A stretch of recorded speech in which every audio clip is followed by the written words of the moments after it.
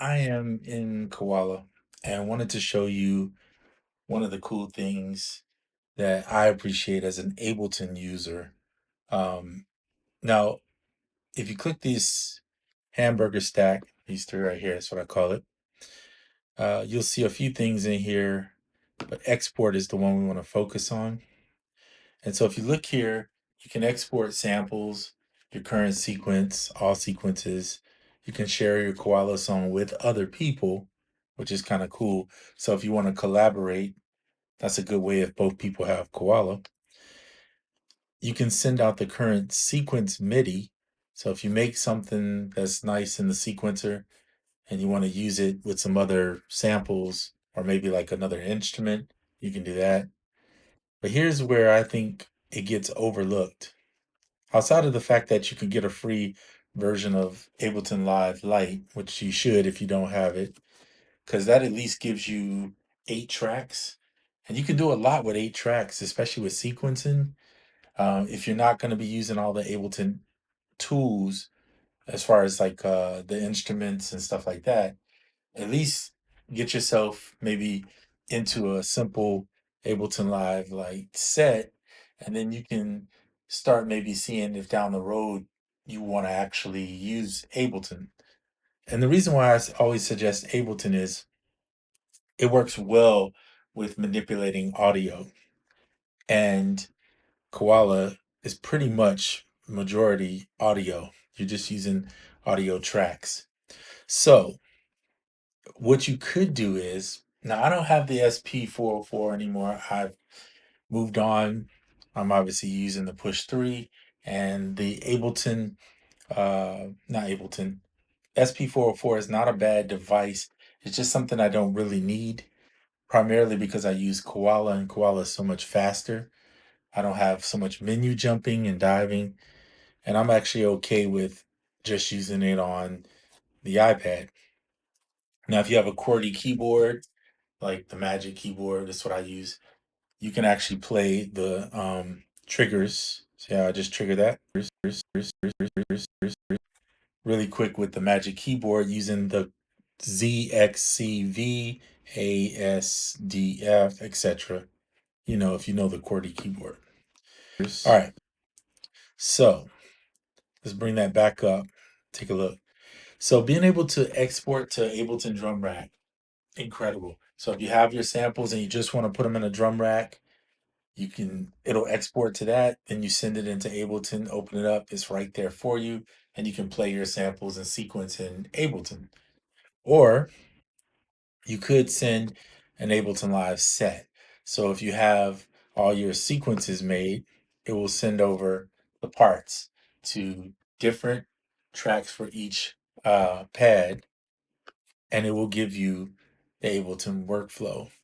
Now, some people don't want to use Ableton. That's fine. You don't have to. I'm just showing you something that I like personally. And if you want to try it, go ahead and grab the Ableton Live Lite for free. At least you know you got 8 tracks if you want to go that route. The other thing is, you don't have to use Ableton. You could do export of your samples or your sequences. So let's say you have a sequence you want to send out. You hit current sequence and you'll see that you get mixed. Mix is all of it together. Or you can do the stems and it will stem out each pad's um, audio file within that sequence. So this is great for getting your tracks completed, getting them done.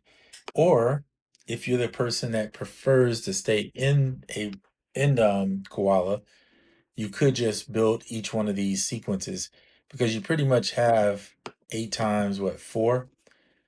So you got 32 sequences options.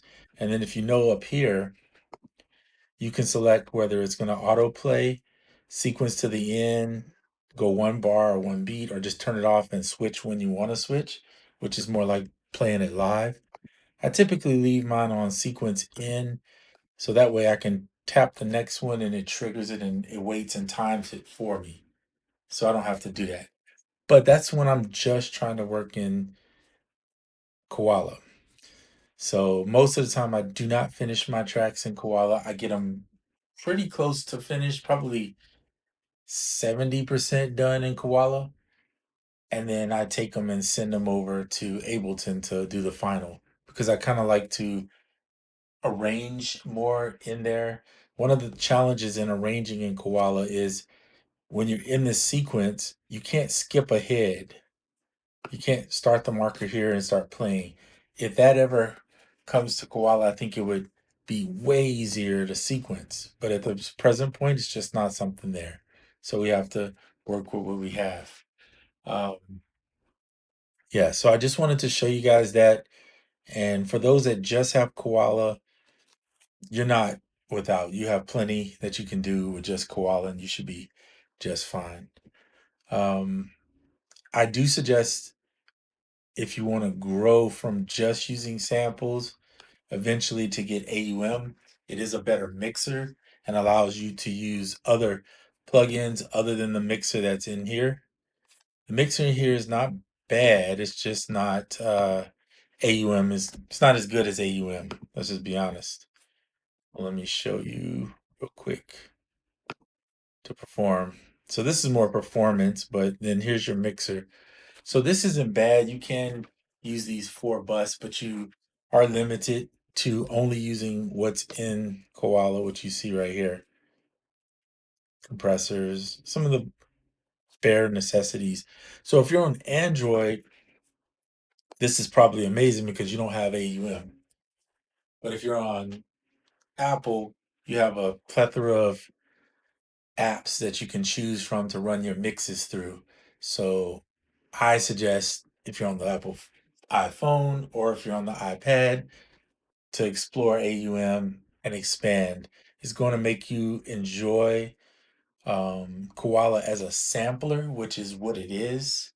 It's really a sampler first, and then everything else is just little added bonuses and benefits. So, just my thoughts on Koala. I'll be doing some more videos. I use Koala all the time. Sometimes just on my phone, just because it's easier to. Um, I have my phone with me all the time, so it's easy just to grab it and come up with an idea real quick.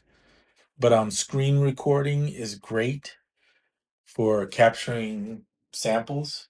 Um, it's not your traditional way of sampling, but we're in a different era now, and people just screen record, capture the audio. So if you capture a screen recording, you can import the video. And then when you import the video, it will extract the audio for you. So that's probably the easiest way to do that. The other option is there's apps that will strip the audio from it, from the video, and you can use that. But in the meantime, use what you have. Try to do as much as you can in Koala. Train yourself by using it independently of AUM. This is AUM, and you can see my mic is running through there. And then when you get ready to go to AUM, you can put Koala right here and then use it. Some people prefer to just put it in here this way. The other option for you is to use it as an IAA. And what that does is allows you to have Koala and a slide overlay so that you can still record into it, but you don't have to open it up in AUM. So this is kind of nice. You do have to run the headphone for it to come through. And obviously you would need to have some type of audio track. What I usually do is this over here. Set this up as a mix bus, like let's say A, and then we put it's having a little lag time, so give it a second here. There we go. And then set this up as mix bus A. And now everything you route from here on your instrument will play into Koala. So let's just pick something at random. There we go. This is play beat 4. Just pick this and this. And we'll just pick a random tempo.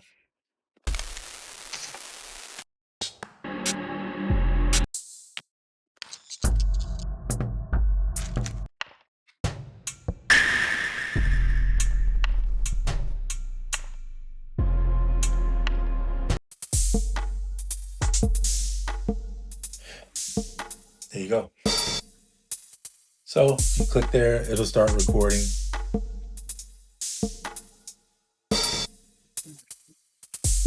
First my phone will go off. There you go. So